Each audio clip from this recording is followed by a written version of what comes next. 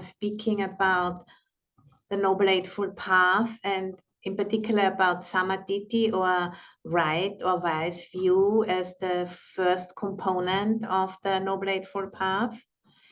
And so once, that is established, or once we at least, practicing with that, that helps us to gain some clarity about our motivation, where we are coming from, because it gives us a template to investigate our own aspirations from.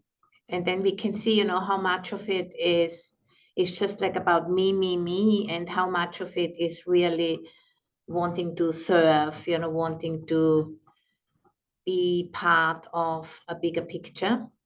And that's a very important investigation at the beginning, because then that can make sure that we are heading in the right direction. Because right view can, really recondition the heart mind and developing our capacity for perception, for seeing the bigger context. And then, that whole movement starts to lead towards non-harming, towards wholesome actions, and towards awakening. As long as, we don't investigate our motivation, we can quite easily, fool ourselves. Even it's not intentional, but it still happens, because we just are like fish, swimming in the water, not really knowing ourselves good enough. Then it becomes just, a simple repetition of old patterns over and over again. And, a really alarming example is what's going on in the Middle East, where we can see, the repetition compulsion of trying to just get rid of very powerful emotions, and not having the capacity, to include how the other party feels, what the intentions of the other party are, what the other party needs, and only being in such a strong contraction, only being able to think about me, and that never is gonna go anywhere. There's be a constant warring. So it's a very important investigation to make, before we are doing anything really, small or big. And, in the Middle East, we can really see how the approach to the crisis is part of the crisis. The approach itself, is at the root of the crisis. And as long as the approach isn't changed, it's just going to be the same thing over and over again. And then as soon as we are, starting to work with right view, it starts to shift. Because if we do work, with the Four Noble Truths, which are the template for right view, we will notice if we are holding on or if we are not holding on to some preconceived notions of what needs to be. And, last time I've been speaking about right view, and have also been, flagging that as soon as right view is in place, right thought starts to emerge. And that's what I'd like to speak about today, about Samma Sankappa, or right thought. Sometimes it's also translated as right intention or wise intention, purpose, resolve, or aim. I quite like right thought myself.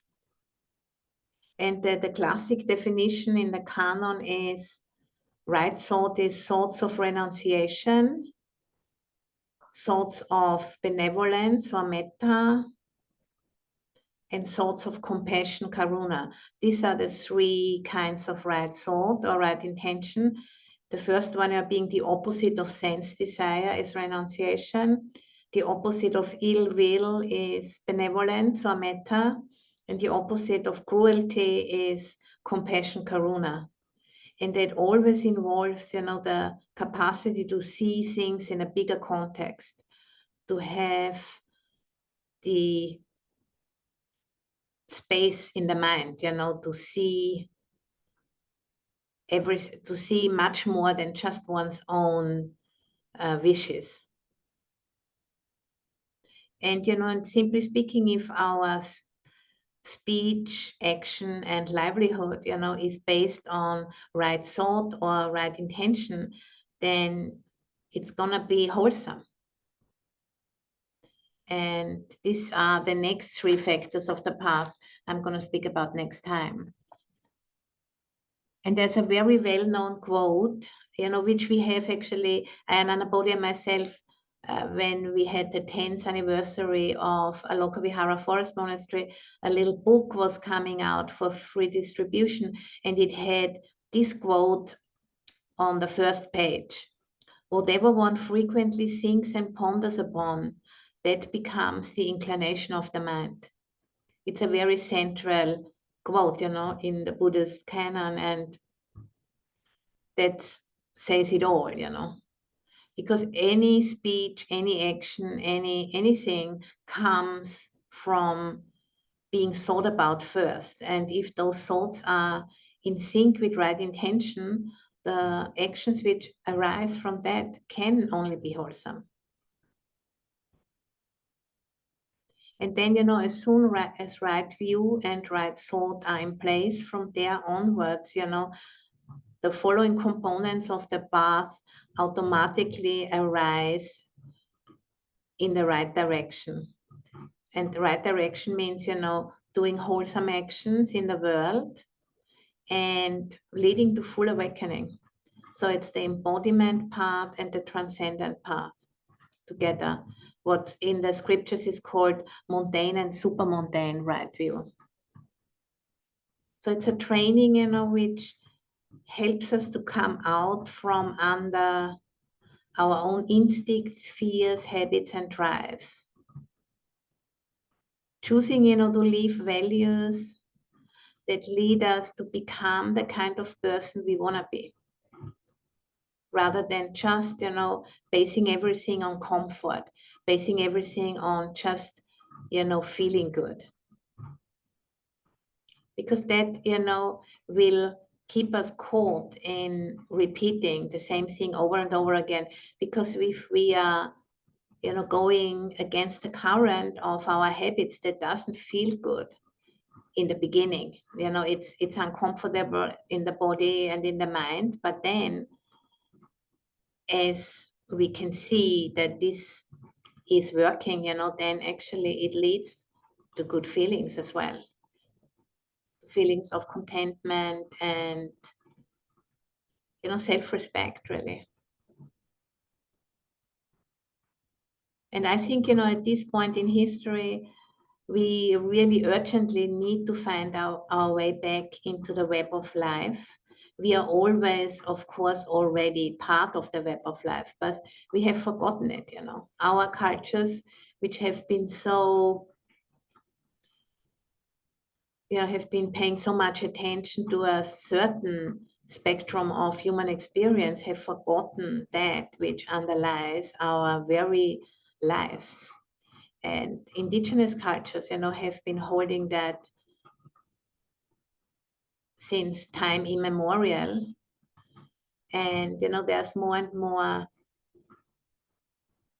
willingness, of so-called, developed cultures like ours to listen to what the indigenous brothers and sisters have to teach us.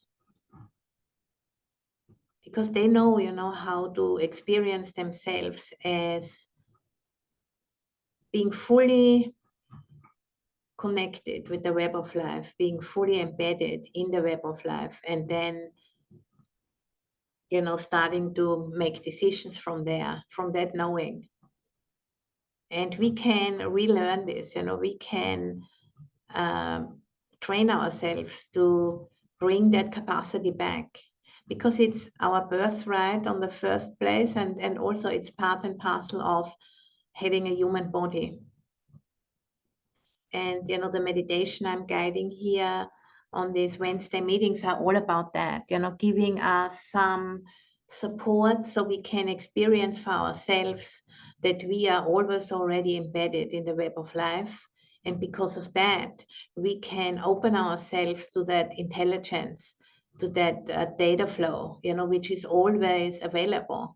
As soon as we are turning towards it, it's a very subtle flow, which we need to learn to pay attention to. But as soon as we have the intention to receive that information, it will start to become available. Because in this realm, everything works based on intention. Something, which is a very subtle affair, but nevertheless very powerful. As soon as we have an intention in the mind, it is setting the stage, for what's going to happen from there. So this is a training, on the one hand, it expands our capacity for perception so that we can see solutions for the world we haven't been able to see before. And on the other hand, it also shows us very clearly how much we are embedded in the web of life, interbeing, or another word is emptiness or anatta in the early Buddhist teaching, not self. So it's also a liberating insight in terms of, letting go of me and mine more and more, because we understand that it's not like this. We can't control or own the web of life, but we can yield into it. And through that yielding into it, we can become informed by it. And that's, exactly what is needed now at this time in history. And I think it's the pressure, which comes to us as, confused human beings, which kind of supports us, to go deeper, because there is no more place to go. There's already so many people. There's already so many complexities. We need to really go deeper. We can't escape into somewhere else, going to Mars or doing some kind of really crazy thing, but we can go deeper. We can go deeper into where we are coming from, which is the web of life. And it's not rocket science, it's an ancient art form which we can connect with and then, see what happens. So please, find a posture which you can sustain for about 40 minutes or so. And knowing that solutions from a disconnected place will never gain real traction.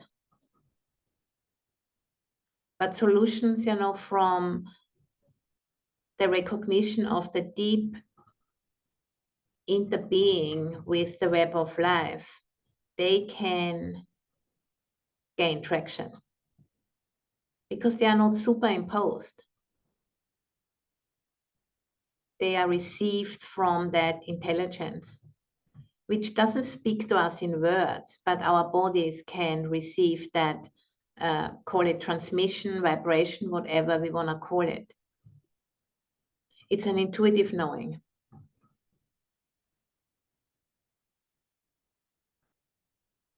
So, allowing to sense your weight on the cushion, on the chair.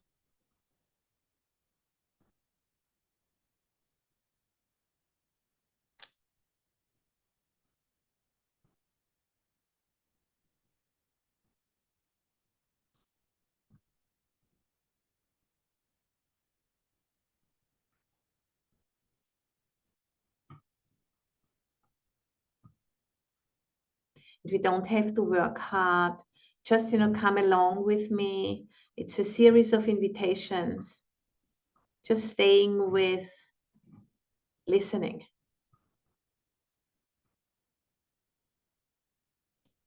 It's not like a grand thing, but it's more like countless micro adjustments. But just paying attention to the degree you can. And just let us start by noticing that we have arms and legs. We are mammalian species. We are the youngest species on the planet. And we have a lot to learn. We have to, remove ourselves from the center of our worldview. This is the evolutionary learning we need to integrate by starting to pay attention to this deep embeddedness, which now becomes, conscious. It's starting to emerge into the mainstream.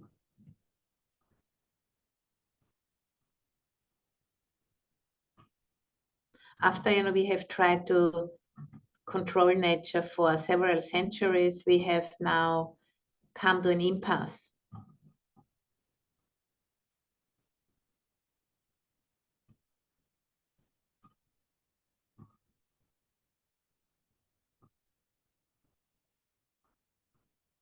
And just also paying attention to the breath. The breathing in, the body expands. Breathing out, relaxing into the spaciousness.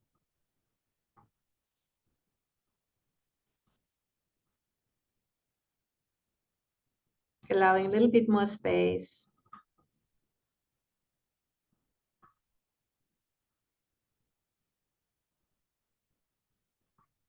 And noticing that there are many systems in our bodies working for us, doing their best without us getting involved in any way.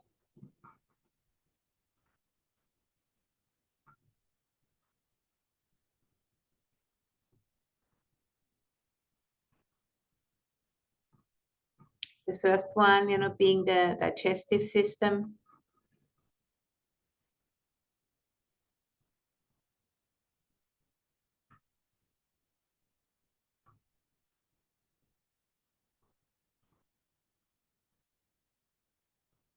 Maybe you just had, breakfast, or maybe you had dinner.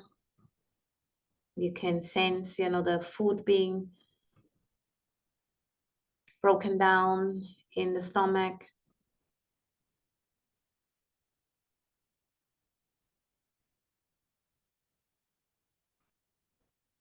The next one is the respiratory system, the breathing process. Taking in the oxygen, which is provided by plant life. Then the circulatory system, the bloodstream, which is, pumped around the body through the heart.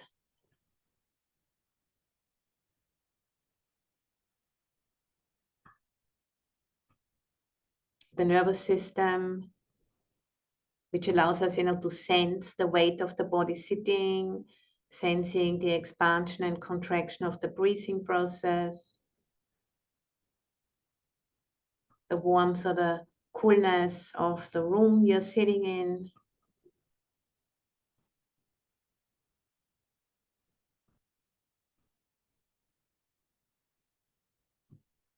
Then the fluid system, which keeps the body moist.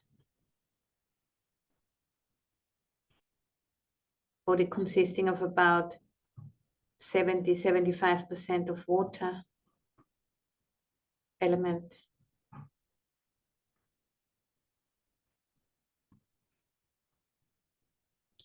And the skeletal system, which holds you up.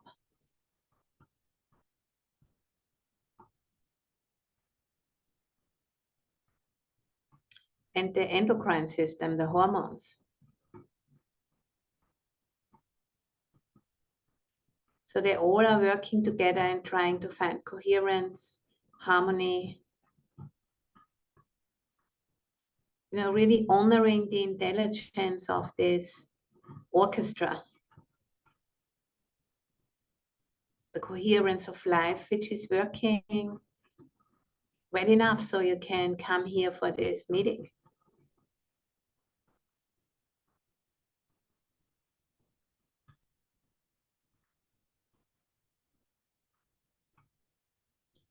Just see what you can notice. That miracle which is always already working.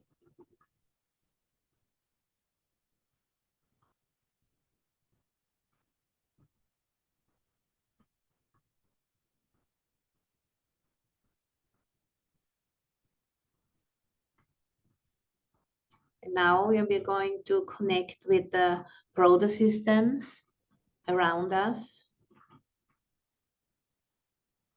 So for example, a place that you love, call a place that you love to mind. Maybe a place you know from your childhood, or a place close by, a place that you really love, and see what happens.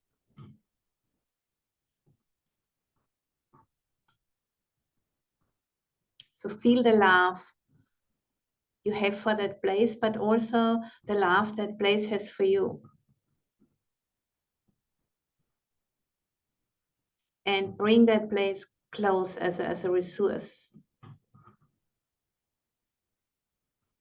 Not thinking about it, but just allowing it to arise.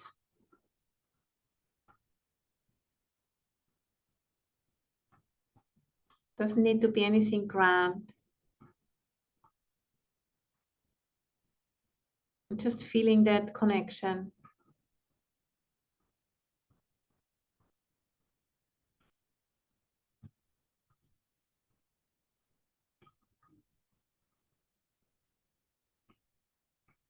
Feeling of belonging.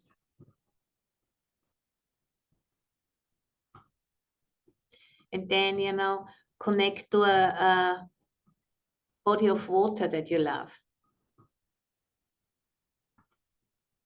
And feel the love for that body of water. And see if you can feel that water body's love for you, even a little.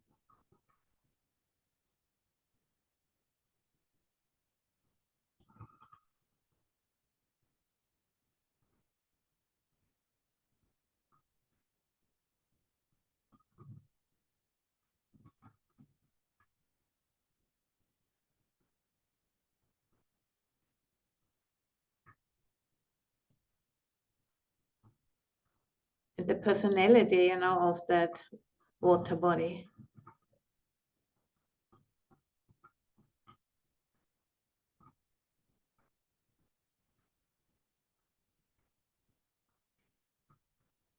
And then bring up a plant being, a tree, or any other plant being you love, outside the house or inside. And, feel its love for you too.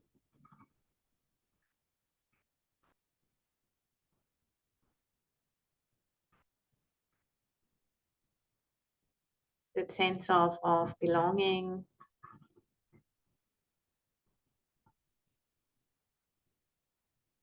And a relationship.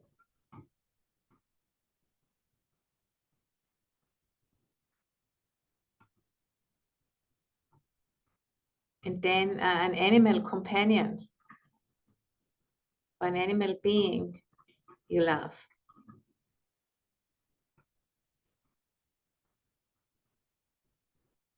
Feeling the innocence, the intimacy, the trust this being has for you.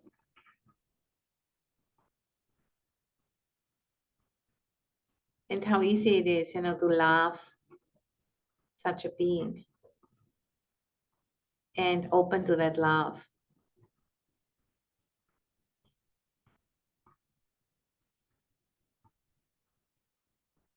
And then, noticing how you feel, if anything has shifted, when you can sense that coherence of your own system and how it is so deeply connected with other systems. And through that, with the flow of life.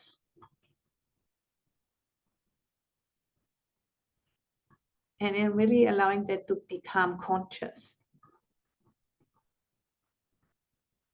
It's like, working on the first establishment of mindfulness, body. And also second and third and fourth. It's a real application of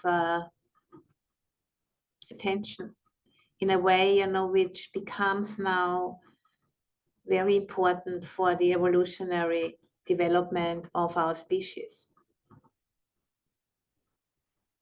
It wasn't really a issue at the time of the Buddha. In Iron Age India, there were just a few million people on the planet. But now it does become an issue. It has already become one.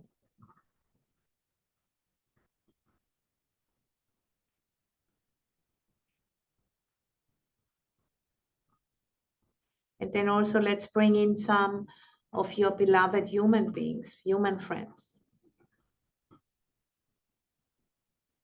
People you care about, who are close to you, or maybe the whole human family.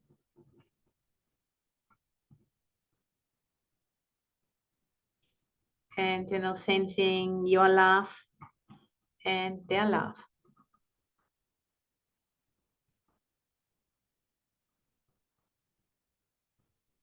And as we are together on this evolutionary threshold,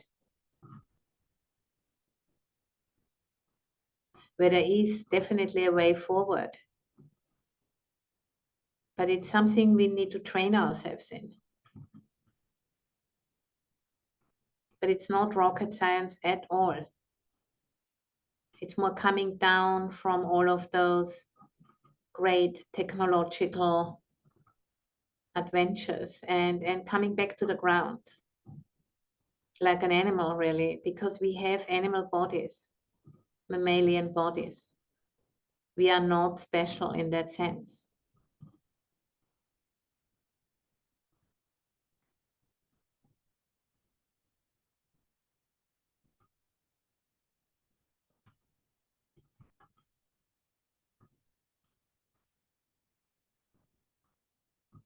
So, feeling, sensing how that resonates with you, how that resonates with your being.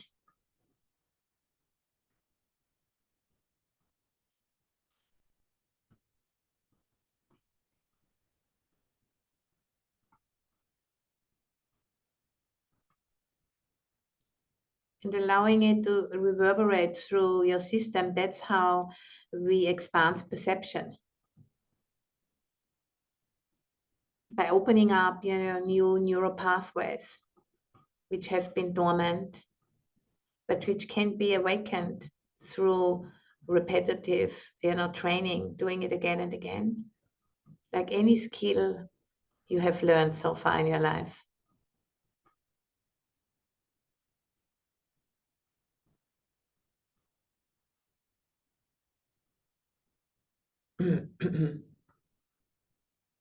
And then, taking in where you are right now, the building, the house, and, the care you have been putting into this place, where you live.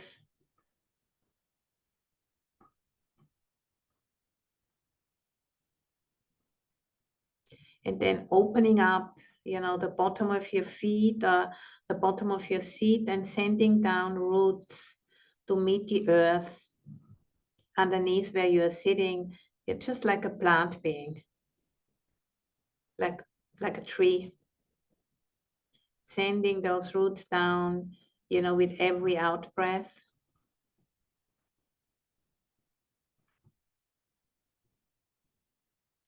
But really, go bringing your attention to the out breath.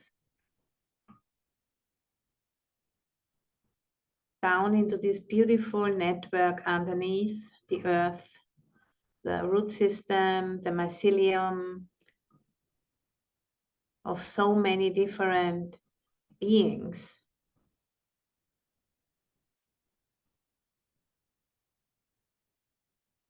And just, connecting down into that system which receives you.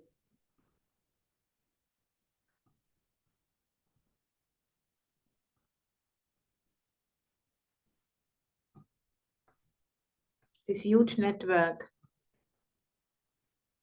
of information, which doesn't speak in words, but which has a vibrancy to it, the flow of life.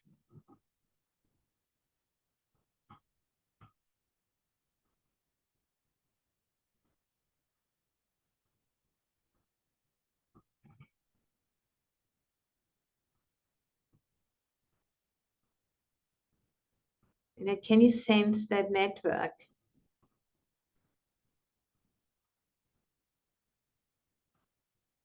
That network you always already, belong to. But we need to make it conscious through this kind of practices.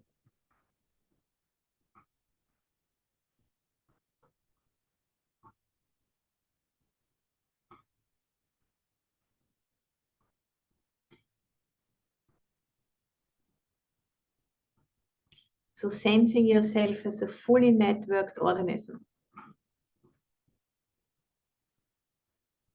in relationship to countless other fully networked organisms, supporting each other, holding each other up.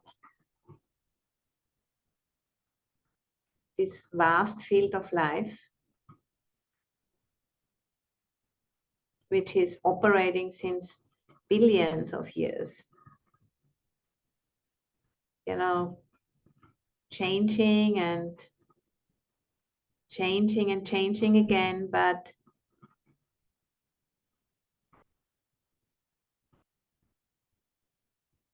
vibrating in different frequencies.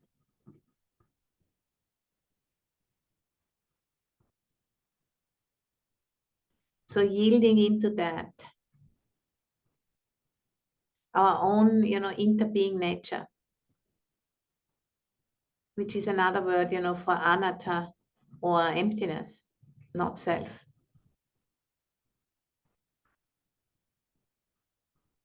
And, taking note what changes in you if you expand your perception in this way.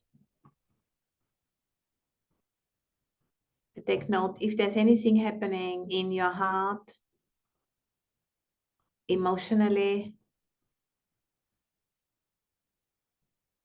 in particular. Is there a sense there of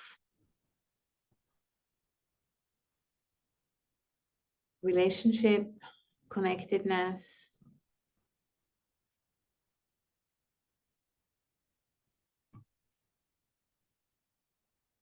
aliveness, belonging, possibility, and purpose?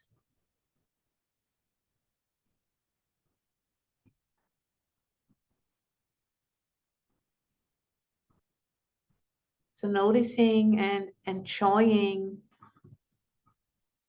all you have through this connectedness, all the resources which are always already available, if you remember that. Place, water body, plant ally, animal ally, root system, flow, data flow, and this intelligence we can tap into by yielding into that system, which goes unnoticed if we don't consciously open that up again through practicing in this way.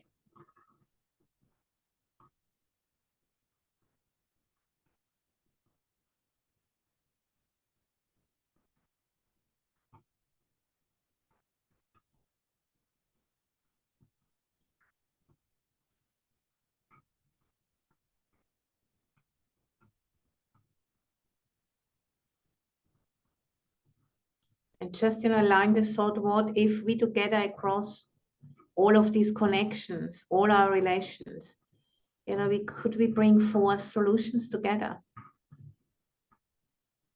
by operating from that intelligence. And, voluntarily taking ourselves out of the center of the narrative and yielding into the web.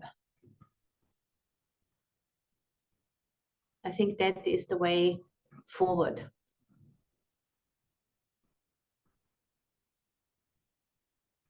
Into a different way of conducting business on this planet, quote unquote, the business of living.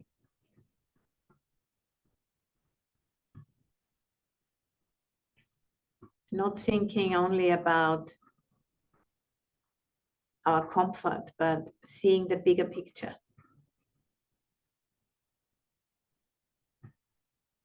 That's what, right view and right intention are supporting us in.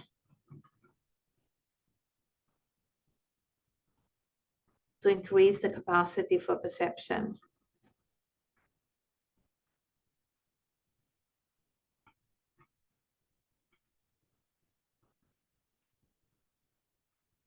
And then, through that bigger context, there's a sense of vibrancy, a sense of inspiration, which is coming through.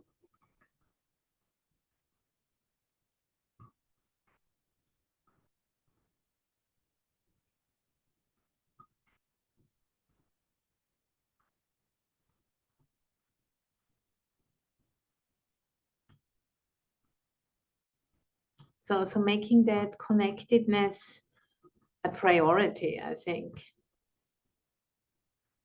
That is how solutions can emerge out of this connectedness into, dedicated containers. Like this meeting is a container for emergence.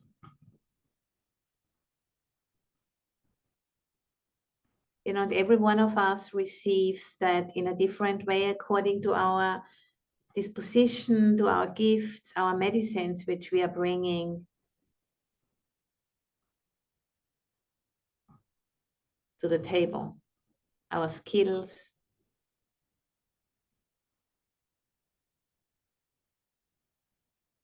We've been giving those talents in order to use them for the benefit of all.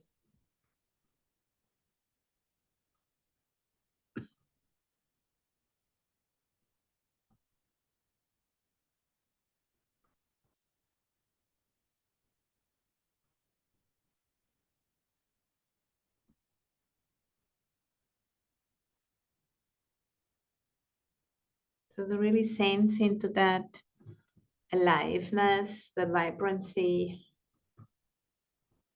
and we can receive that as what I call it, the evolutionary urge.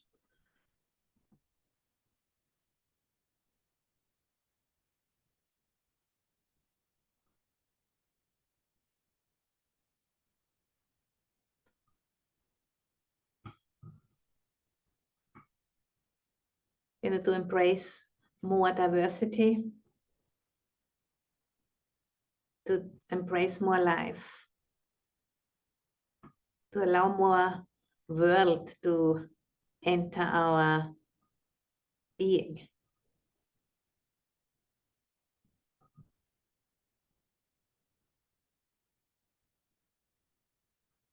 Dissolving polarization,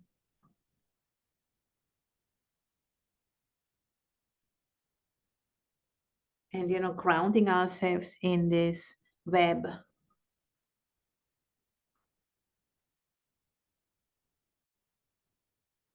And so that, grounding, taking care of ourselves first, because we need to take care of our mental and physical health in order to be able to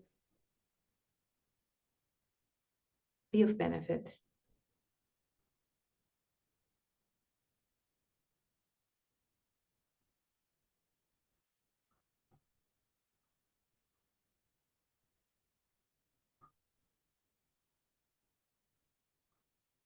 So that evolutionary urge, that sense of vibrancy and aliveness, which comes through to us through this web, which is, the pulse of life itself.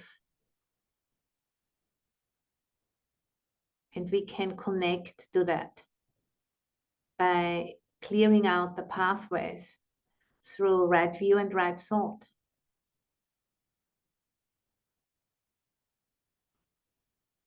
And this very ancient teaching from Iron Age India is still completely on track, of course, because it's a timeless teaching. The core teaching of the Buddha is timeless, but the way, how it is put in context, that needs some update here and there according to the culture and the time we are living in.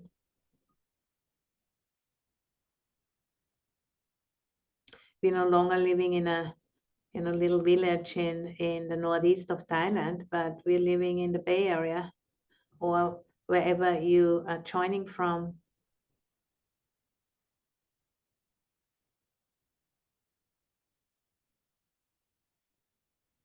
We're living in a time of holy crisis, which is, the result of our civilization clashing with the limitations of the biosphere. And we need to bow down. We can't win that battle. We need to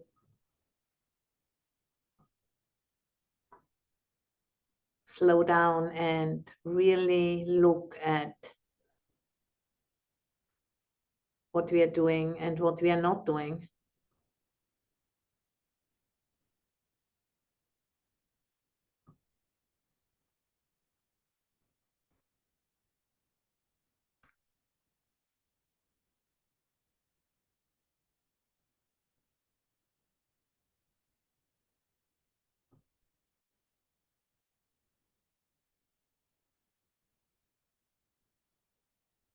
So, sitting and sensing that which calls us,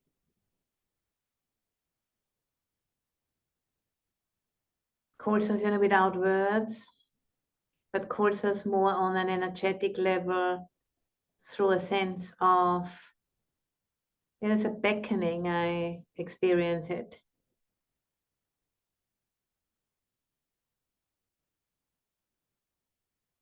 Which is, I think, a resonance with what we already know, which is mirrored back to us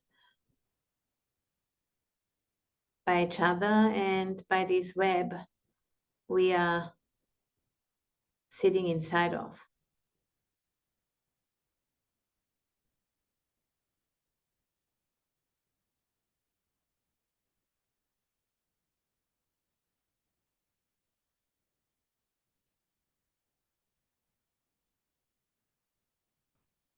It's not about us, figuring it all out.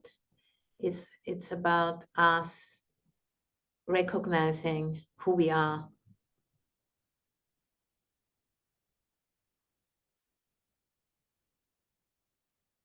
that we are actually this web.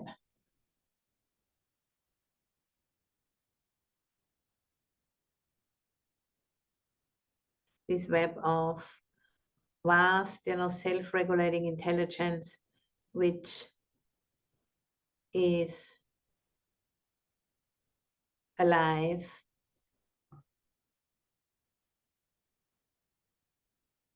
and responsive if we approach it in the right way.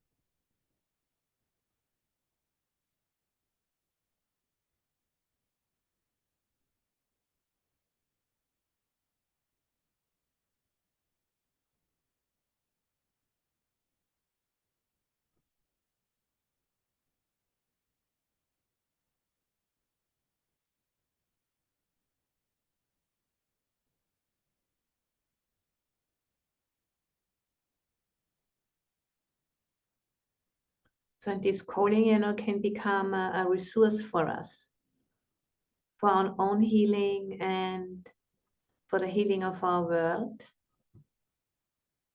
If we, engage with it.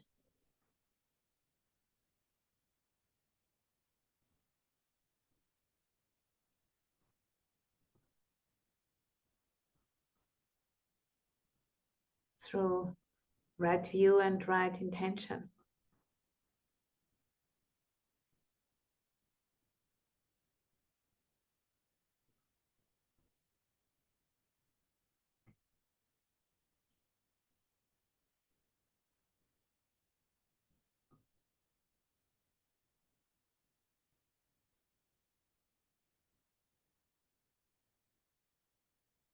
So, listening into that depth of silence and the vibrancy, which is, can be sensed in the body, but also can be sensed in the spaciousness all around us, the fullness of emptiness, the fullness of potential. And whatever, we concern ourselves with in terms of whatever we are frequently thinking and pondering upon, this is what is going to manifest.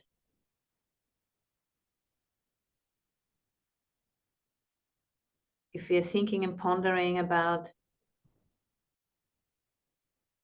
how to produce more consumer goods to make more whatever money, then that's what's going to happen.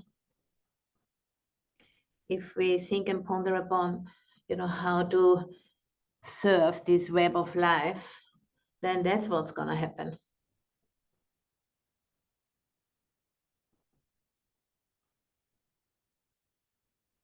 And we need to, make the decisions. And then the path appears.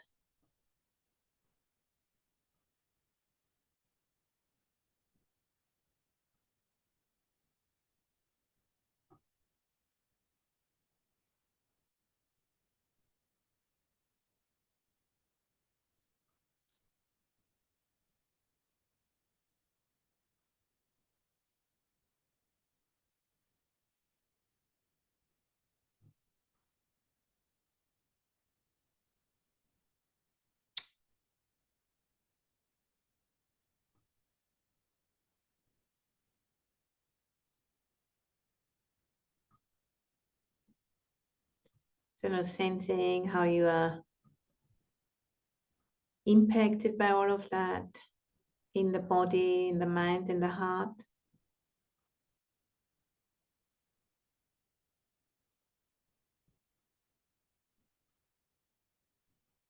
Letting go of thinking, but being with the capacity to sense the vibrancy,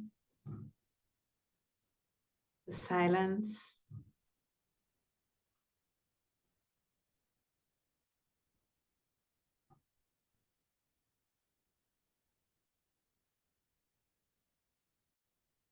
And then also being aware of that which knows about all of this. Awareness itself. Being aware of awareness. conscious of knowing, just, like a mirror which is effortlessly reflecting what is in front of it. There's no need to do anything. It's just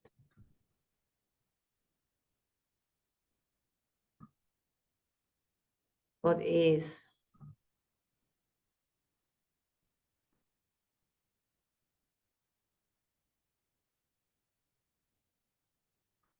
So resting as the knowing.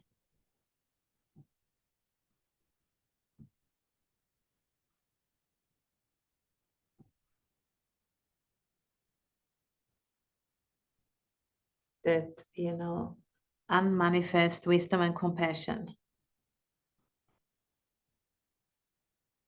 which will emerge out of that openness without any reactivity and judgment.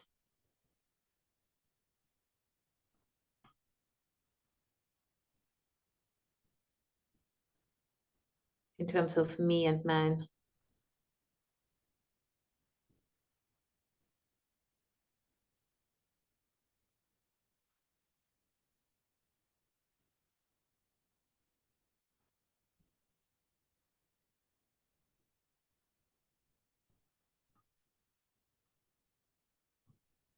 And into that openness, we can invite, the blessings of the ancestors who have gone before us, and the blessings of the future generations who are going to receive this life from us, this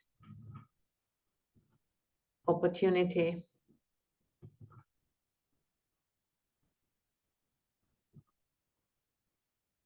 This long, long chain of transmission is going on since billions of years on this planet.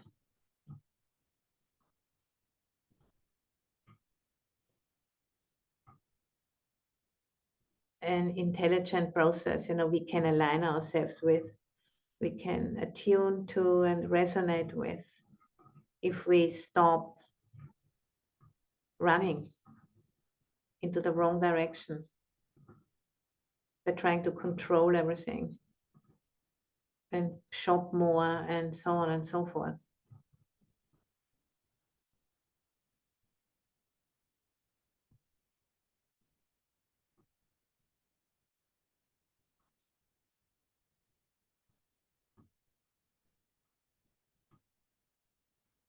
So really, becoming or being a good ancestor and adding a little bit more to that which we have received.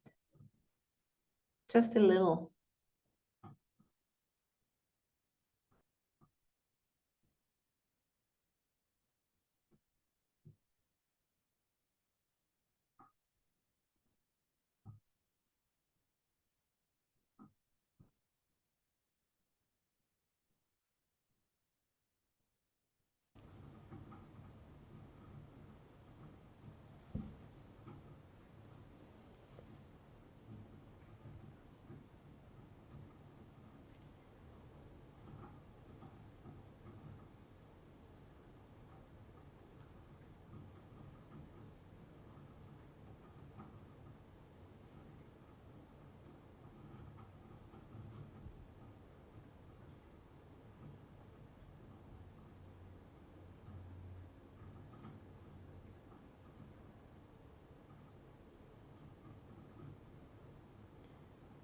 And in a few moments, I'm gonna ring the bell, and when the time comes to open your eyes, try to not lose connection, with your body.